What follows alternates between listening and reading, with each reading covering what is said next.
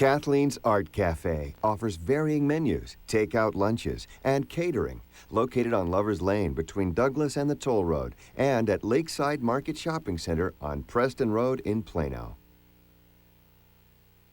A jazz master finds his band scattered by Katrina. Step inside a forgotten culture, struggling to save a city. When the music come back, everybody's gonna come back. In American Creole, New Orleans Reunion. An all-new special, Thursday night at 10 on KERA. On Nova, engineering skyscrapers of the future. What have we learned from 9/11? The public felt the steel was fireproof. Suddenly the columns snapped. What's been done about it since? We need more fire-resistant buildings, more resistant to collapse.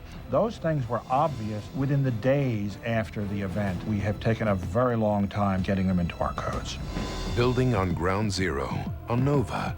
All new, Tuesday night at 7 on KERA.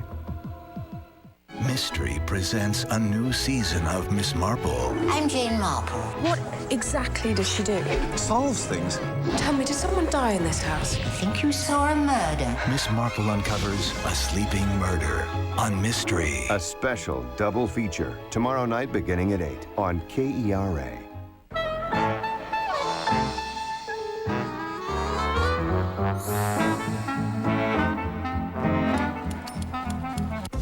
Hi, I'm Chris Kimball, and welcome to America's Test Kitchen.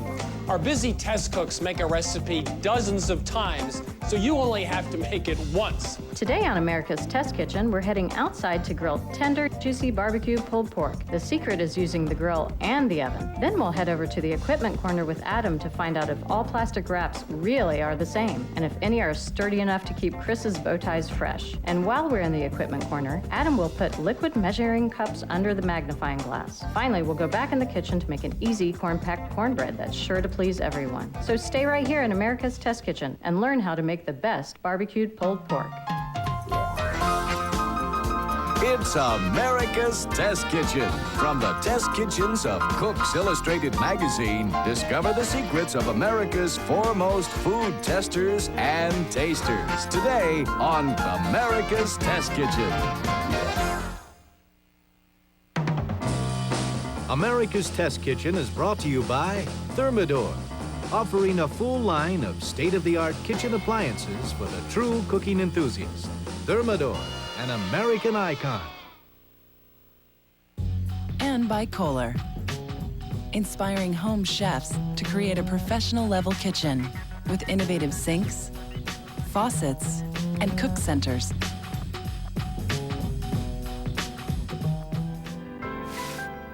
And by Formula 409, designed to dissolve kitchen messes.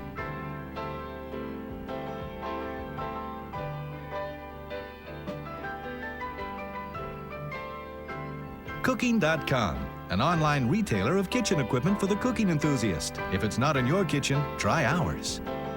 And by Vendage, Viva, and Food Saver.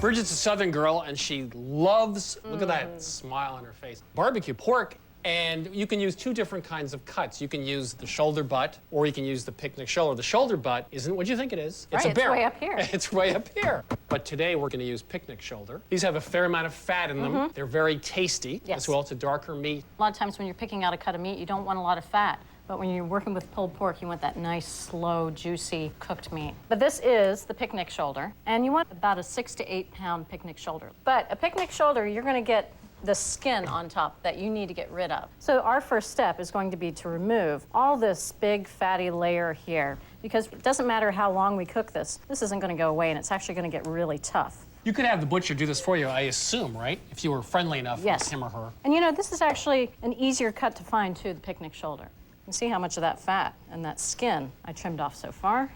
Get rid of that.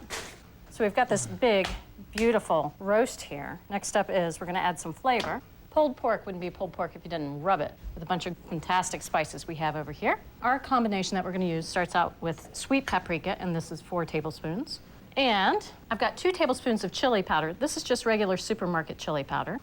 2 tablespoons of ground cumin. And this is 2 tablespoons of dark brown sugar. Dark brown sugar is going to add a lot of great color to the pulled pork. And for lots of good seasoning, this is 2 tablespoons of regular salt. We have 1 tablespoon of dried oregano. Oregano is one of those spices that works great in a barbecue. You can use Mexican or Greek oregano, whatever you can find at your supermarket. And this is a tablespoon of ground white pepper and a tablespoon of ground black pepper. These taste very different. And if you only have one kind, you can just use the black pepper if you'd like. And this is a tablespoon of granulated sugar. And depending on how much heat you want, you can add 1 to 2 teaspoons of cayenne pepper. This is 2. We like it nice and hot. We restricted this rub to items that actually do well with a lot of heat over a long period of time. And these are going to get really gorgeous and toasty on the grill, and we're going to bring out all that great flavor from the pig, so we like that.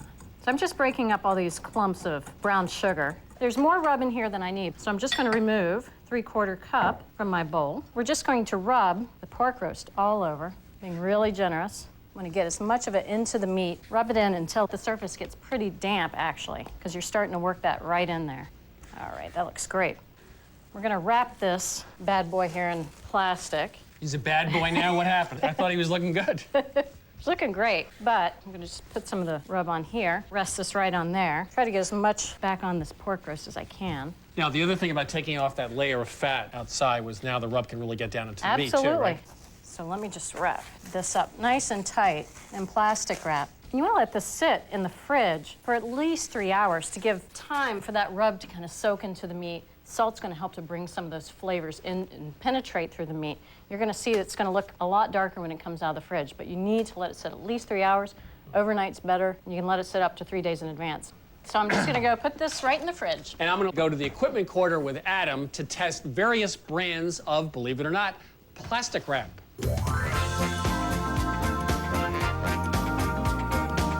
Very often I'm asked how we decide what to test in the equipment corner. Well, the answer is it really comes from you, our viewers. You send us emails and letters and say, I really want to know about, in this case, plastic wrap. Adam has done tests of a bunch of brands to find out which one is the best, if any. Well, actually, Chris, they're all pretty good.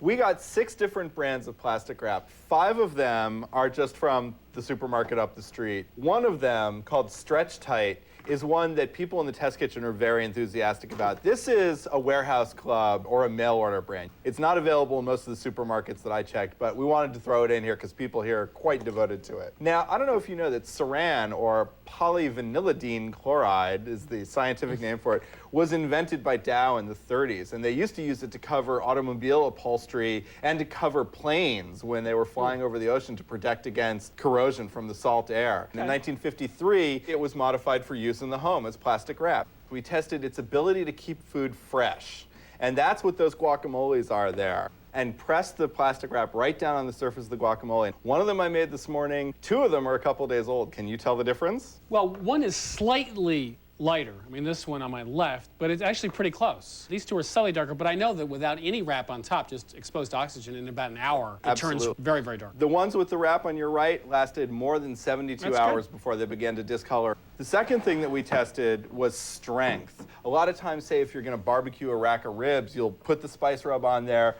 wrap it up in plastic wrap to marinate for a while to infuse the spice flavors.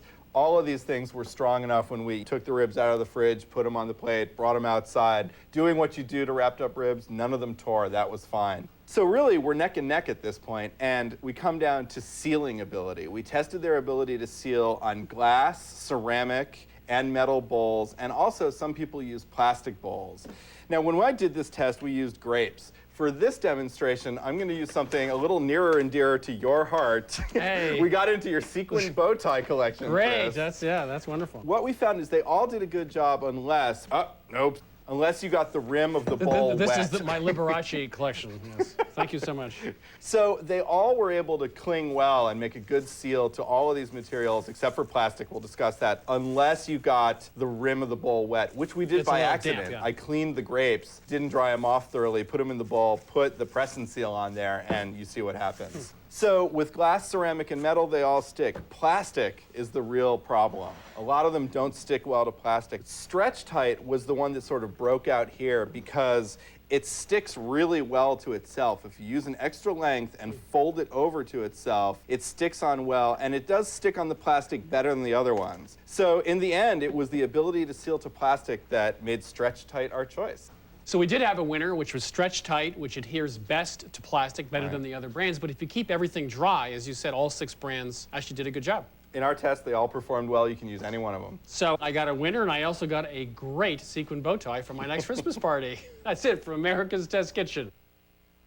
After a few hours in the fridge, I took it out, I unwrapped it, let it sit here for about an hour. And this is actually a great technique to use with any large cut of meat that you're going to roast, grill roast, or even cook. It's a good idea to get the chill off. It's going to take a substantial amount of time off the cooking, and it's also going to allow it to cook a little bit more evenly. So all we have left to do is put this in our disposable aluminum roasting pan. It's going to be really easy to put it on the grill and take it off the grill, and some of those juices are going to settle on the bottom. The pork's going to sit in that and get even better.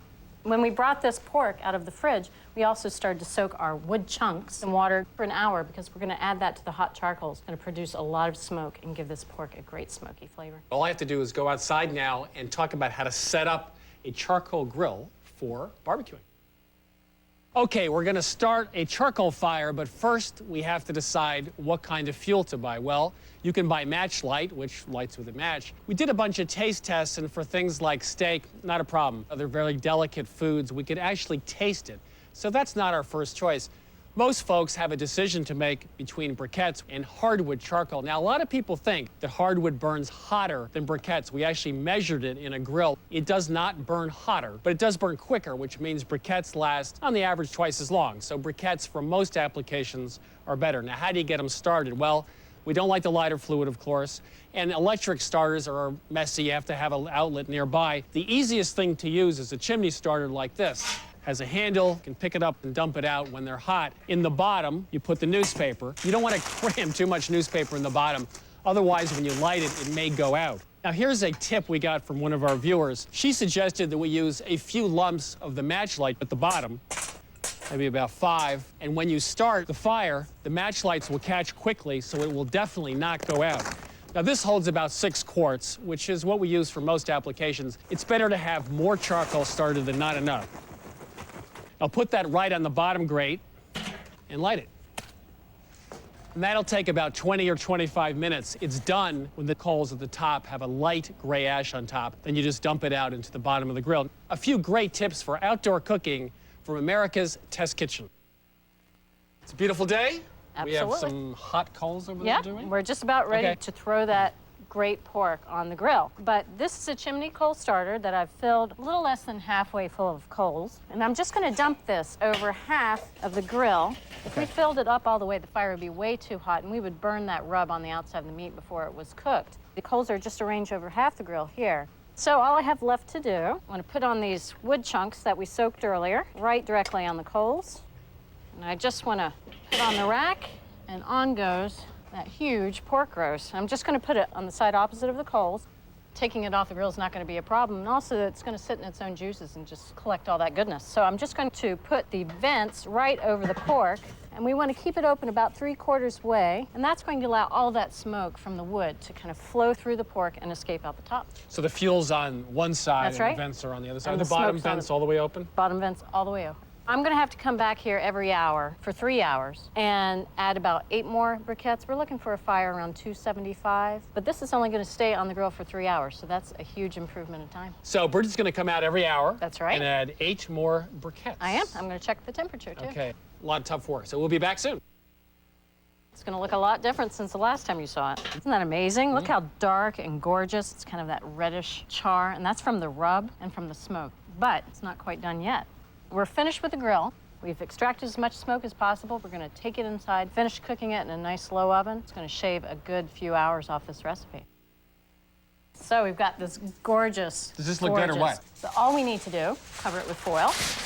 We want to cover it pretty tight because we want the meat to start steaming. And that nice moist heat is going to allow even more of that fat, more of that collagen to melt into the meat. And it's going to be so succulent and tender. So it's a 325 oven. We have a couple hours while that's in the oven, and I have time to go see Adam a second time in the equipment corner to test liquid measuring cups.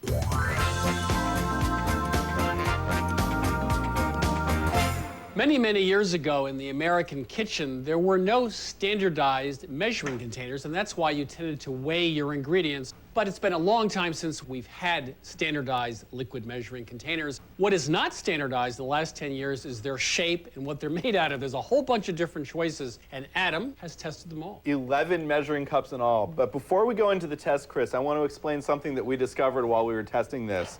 You have this big vase full of water, and I don't know if you can see, at the very edge of the water line, the water actually creeps up the side of the glass a little bit. That's called the meniscus. The water molecules are more attracted to the glass than they are to each other, which is why you get a little extra height. So for absolute accuracy of measurement, you always want to measure from the flattest part of the meniscus, the lower part. This is the Pyrex cup. This is probably the archetypal liquid measuring cup. These are great. They're heavy, they're sturdy, they're thick. Now, a lot of measuring cups come with even finer measurements. This is teaspoons, milliliters, in addition to the usual quarter cup, half a cup, etc., etc. This cup has an angled panel inside so that you can theoretically look right into it and see the water line and get a measurement without having to stoop over. So in other words, you can measure it looking straight down vertically. Looking straight down. But that sounds like a good idea. Our testers actually had a couple of problems. There's a little bit of an optical illusion where it looks like the top measurement and the side measurement don't line up well. And so you have to really stop and think about it. We didn't feel like you should have to think about it that much. Good idea. One of our tests also was to fill these with honey and get the honey out. And there are a lot of angles in here and places for honey to hide, so it was hard to get honey out. Now, I have to ask, now this looks to me like, is this sold as a liquid? That is sold as a liquid measuring cup. This one we didn't like particularly for two reasons. It's $20. It was the most expensive cup here. You have the 3/4 cup measurement right there. The top of the cup is a full cup. Once you get that filled up, are you going to be able to move it without spilling it? No way.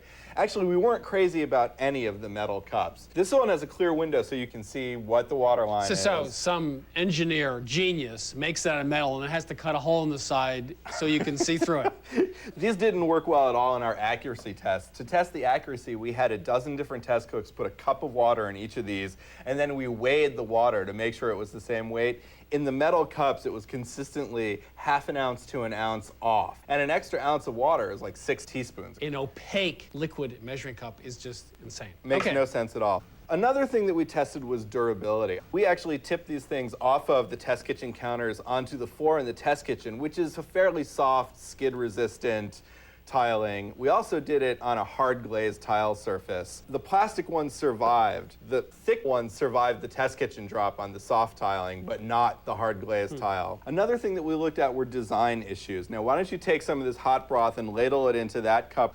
Well, you did a pretty good job. I actually ended up spilling some of it. Try it in this cup here. You can see that the width of the mouth is totally different. That one's very small. That one's just 2 inches. And I ended up spilling hot broth all over the place. It's much easier to get the broth in a cup with a wider mouth. That's about 4 inches. Okay. So this was our winner overall. It was well designed because it had a good wide mouth. It's got a smooth surface inside so you can get honey or molasses, anything sticky out of it. It's got a great pour. It's plastic, so you have a nice flat water line, and it's durable if you drop it. It's by Rubbermaid, and it was the cheapest one here at $3.79. And the full metal, non-see-through liquid measuring cup for $20 is a no-go. So $3.79 $3.79 for Rubbermaid, made of plastic. It's cheap, and we like that, and it's a winner. There's nothing more difficult than trying to please everybody at once, and that's particularly true of cornbread. Here in the North, a lot of folks prefer a cakey cornbread like this. It's got sugar in it, it's a light texture. I've actually seen it served in a Boston restaurant. Believe it or not, whipped cream on top. In the South, often baked in a cast iron skillet. Forget the sugar. It's served as a savory bread. Or you could go to the supermarket and buy a box cornbread mix and make it at home. Well, it may save you a little bit of time. It doesn't have that great butter flavor and probably doesn't have a great crust either. So let's go into the test kitchen with Bridget and figure out how to make a great cornbread that'll please everybody. I have an idea. Hey. Let's stir up relations between the North and South. Again? Again, and talk about cornbread. All right, so we're going to make a great middle-of-the-road cornbread. It's going to please a lot of people, and we were really happy about this recipe. But before we get started with that, we've got to take that pork out of the oven, so I'm going to need your help. And I'm just going to reset the oven to 400. And you would think that this is going to be ready to eat, but we're going to let this cool at room temperature for another hour, still in its foil pan. You see how it's like separated away from the bone? Just looks great. All right, back to cornbread. We were looking for some great corn flavor and to use ingredients that you could find at just about any supermarket. So I'm gonna start off with the dry ingredients. And this is just regular all-purpose flour. This is 1.5 cups. And this is 2 teaspoons of baking powder for some good lift. We want this cake to be on the fluffy side, but not too cakey. Now this is a 1/4 teaspoon of baking soda, and that's also gonna provide some lift, but also color. It promotes nice browning. And this is 3/4 teaspoon of salt. My last ingredient is cornmeal. It was hard for us to engineer a recipe that could be specific to each cornbread, but you know, from coast to coast, you can find the Quaker cornmeal at every supermarket. So this is a cup of that cornmeal. This is degerminated, and when they removed the germ, they also removed a lot of flavor. So although we're gonna use this, we're gonna find some good corn flavor elsewhere. So to 1.5 cups of flour, this is 1 cup of cornmeal. And we found that was the ratio that was gonna allow us to have a nice, strong cornbread without it being too dense or too heavy or too fluffy. So for my next step, here's where we found corn flavor. Aha, in corn. In corn, how about that? But we didn't like to use whole kernels in the cornbread. Nobody liked that tough kind of exterior rubbery texture to them. But by grinding them in the food processor, they were fantastic. This is 3/4 cup of frozen corn kernels that we've thawed, but you can use fresh as well. So to that, I'm going to add a 1/4 cup of light brown sugar. This is going to add a nice, really gorgeous mellow flavor to this bread without making it too sweet. And because we're using light brown sugar here instead of honey or maple, we're not going to add any extra moisture to this cornbread. And that ain't Southern cornbread, because the sugar just went in. That's right. But it's not too much sugar. I know, that's what you're saying, not too much sugar. That's right. Okay. So this is buttermilk, and you know, it's a pretty common ingredient for cornbread. We really liked it. It gave a nice tang without us having to add too much moisture to this cornbread. So in goes a cup of buttermilk. Also, the acidity is going to give you a little bit of lift and better That's right. texture when it's cooked. It's going to react with that baking soda, and it's going to help to lift this cake. So we're going to process this for just about 5 seconds. So now it's time to add the eggs. 2 eggs add a great body and texture to this cornbread without making it too eggy or too stiff. And it's always a good idea to crack your eggs one at a time so you can inspect them as you put them in. In case you get a bad egg. There you go. You've seen a few of those in your life? I've been there. Some of them work here. And now we're going to process that for just 5 more seconds. So now we've got our liquid ingredients and we've got our dry. This is 1, 2, 3, very easy to put together. Just going to create a well in the center here. I'm going to pour these wet ingredients right into the center. You can smell the corn flavor and the buttermilk. It's so tangy. And I'm just going to start to fold this right into the wet ingredients. Just a few turns. You don't want to fully incorporate it. Now, I'm going to add 8 tablespoons of melted butter. You hold out to the last minute with a nice lean cultured buttermilk, and That's then we right. get a stick of butter. Okay. We loved a good amount of butter, to no surprise, in this particular cornbread. It adds a lot of great flavor. And actually, by adding the melted butter at the end and folding it in, we're going to get these little pockets of butter that aren't completely incorporated in the batter, and they're going to rise to the top during baking. We're going to get a golden brown top, so I'm going to like that. So we just want to mix this in until it's just incorporated. We don't want to over-mix it because you can make it a little too tough. So I'm just going to put that into my 8-inch square pan, which I prepared by rubbing it with a little bit of softened butter. There's a theme here. Absolutely. Okay. Well, that butter's going to flavor the crust. It's going to be really, really good. If you look at this batter, the buttermilk and the baking soda have already started to work, and it's really getting thick. Yep, almost puffy. You can see it. Because the baking soda and the lactic acid in the buttermilk will work at room temperature. It really starts to rise right away. It's an immediate effect. Okay, so I'm going to pop this in the oven. It's 400 degrees. We raised it after you took that pork out of the oven. So we're just going to put that in there for about 25, 35 minutes. So we'll be back. We'll check the cornbread, and we'll see how the pork is doing since it's resting and getting nice and soft, ready for a great pulled pork sandwich. Fabulous. That looks great. Smells good, too. It smells so good. That brown top. We're going to let that sit for about 10 minutes. Okay. So now I'm going to unveil our tender and succulent pork that's about to be pulled. Should fall right off the bone. When it separates away from the bone, that's a good indication that it's just right for pulling. So just going to transfer it to my board here. We're going to start pulling apart this bad boy here. Look how easy that comes apart. You just use your fingers to kind of get rid of any of these residual fat pieces. Look how glossy and gorgeous that is. Right into the bowl. This is incredibly soft. And that was the whole point of the oven with the aluminum foil on it. Steamed it, and it's just like pulled pork you get in a real joint. It's hard to even hold on to it. It just falls right apart. All right, while you're busy as a bee there, I'm gonna make some sauce. Okay. Now this couldn't be any easier, this particular sauce. This is an Eastern North Carolina sauce. And down there, they like a really tart, sharp, and a little bit spicy, vinegary sauce. So this is a cup of distilled white vinegar and a cup of cider vinegar. Cider vinegar has a really nice, sweet, fruity tang to it that we liked. And this is a tablespoon of white sugar. And for some heat, a tablespoon of dried chili flakes. Isn't that a little on the hot side here? And a tablespoon of Tabasco. Your favorite hot pepper sauce will work there too. The sauce it's really tangy and hot and spicy, but we don't need to cook it at all. Actually, it's just gonna go right onto that pork as soon as you're done pulling it. You trying to tell me something? Okay, almost done? You did a good job. Not too bad for Yankee. I'm just gonna pour off about a cup of this sauce. I'm just gonna pour this cup into our barbecue. And actually, if you could turn that cornbread right out onto that cutting board. All right, on we go. I'm gonna build you a nice... Should I cut some cornbread or we're just gonna look at it? That would be great. I'm gonna add just a little bit pork to your sandwich here. You think that's enough? Would you like some more? Can I have a couple more tablespoons of those hot flakes on it? And how about Please. some coleslaw? Okay. Pretty traditional. It goes perfect with pulled pork. And we have some recipes for coleslaw on our website. That's right. At americastestkitchen.com. Pickles? Right. Oh, yeah. Here's the top. Top it up. Holy pig. I'm done. I can't even say anything anymore. That's as good as it gets. Look how gorgeous that is. You can actually see the corn in it.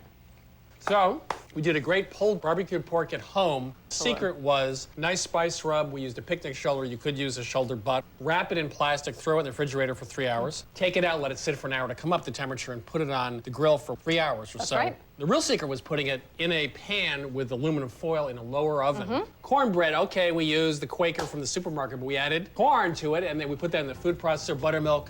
So there you have it, from America's Test Kitchen to your kitchen, a terrific recipe for a pulled pork sandwich and an easy, foolproof cornbread recipe. My favorite.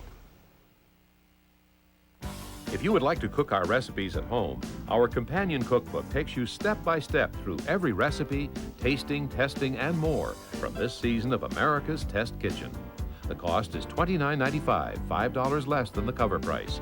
With each order, you will also receive at no additional charge all 26 episodes from this season in a 4-DVD collection and our free buying guide to supermarket ingredients.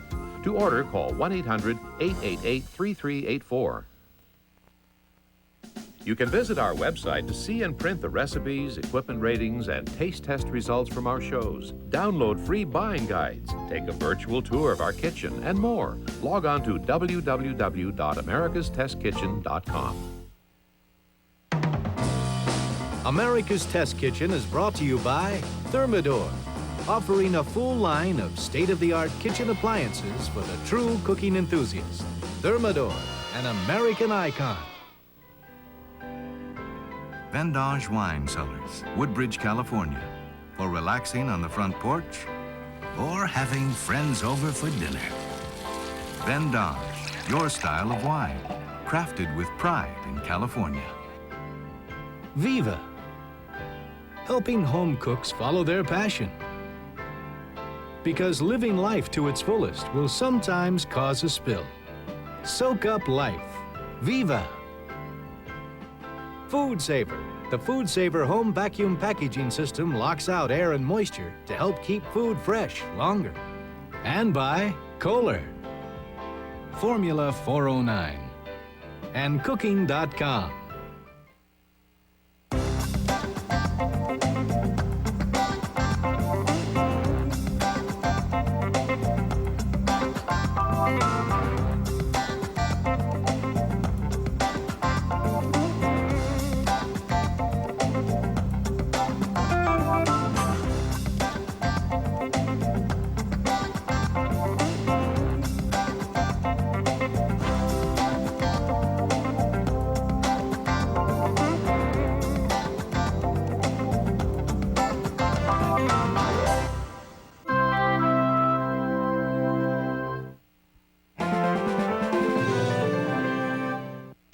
Next time on History Detectives. Found this in the attic. Is this a super sketch of the Man of Steel? So what you've got here is a mystery.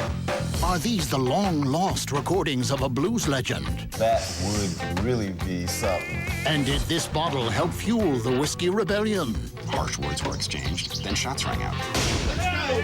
Find out the facts next time on History Detectives. Watch The History Detectives, Monday nights at 8 on KERA.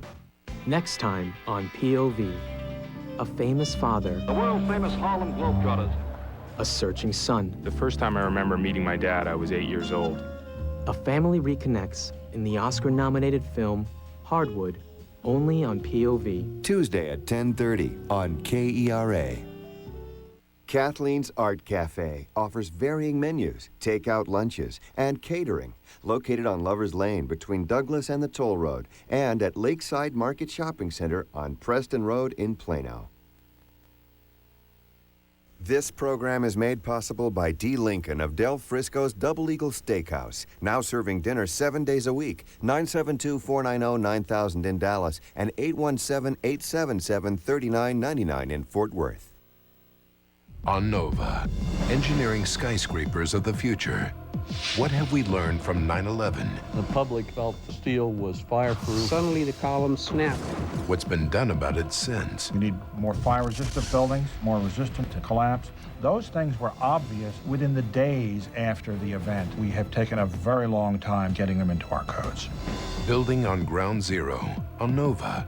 All new, Tuesday night at 7 on KERA. Next time on Nature.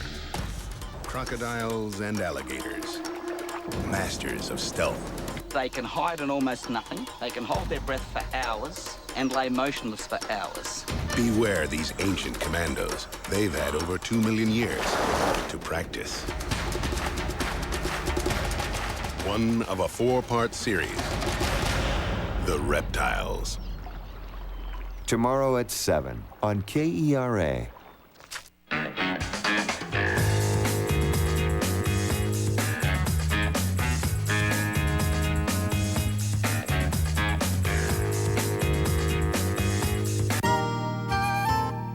Coming up on Texas Parks and Wildlife.